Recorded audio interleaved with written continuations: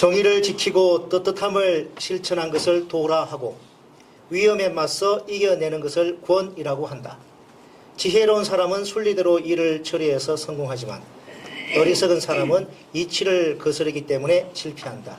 안녕하십니까. 조국신당 정치위의장 차규근입니다. 금방 제가 말씀드린 내용은 지금으로부터 1144년 전 최치원이 황소의 난을 진압하기 위해 작성한 토황소경문의 한 구절입니다.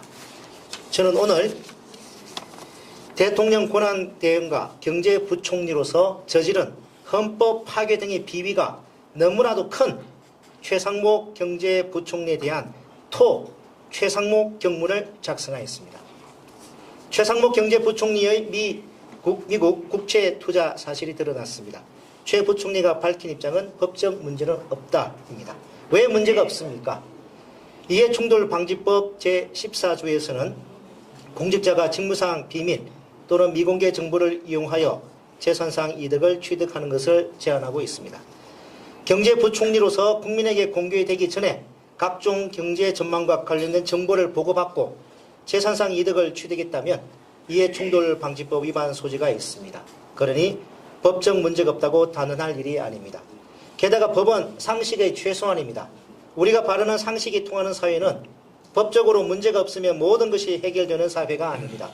공직윤리와 그 책임은 법으로 규정한 것보다 더 포괄적입니다.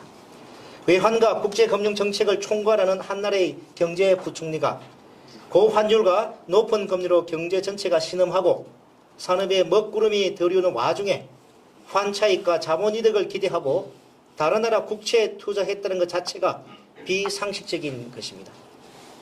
이러한 행위만으로도 최상목 부총리는 경제부총리의 자격이 없다고 단언할 수 있습니다. 그런데 최상목 경제부총리의 비상식적인 행태는 이뿐만이 아닙니다.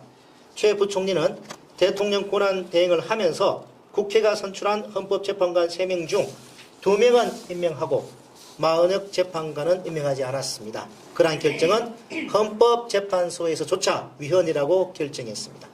그러나 위헌 결정이 나도 최상목 부총리는 말을 듣지 않았습니다. 고위공직자가 헌법을 파괴하였습니다.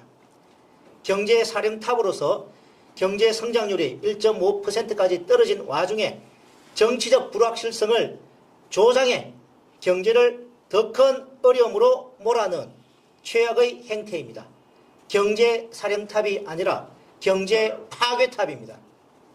게다가 최상목 부총리는 대법원 판결도 따르지 않았습니다.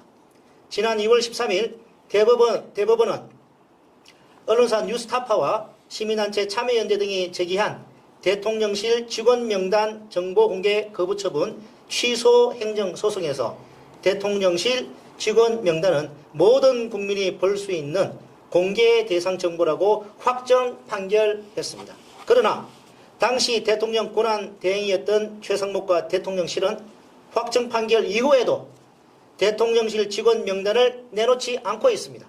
지금도 마찬가지입니다. 대법원 판결도 무시한 것입니다.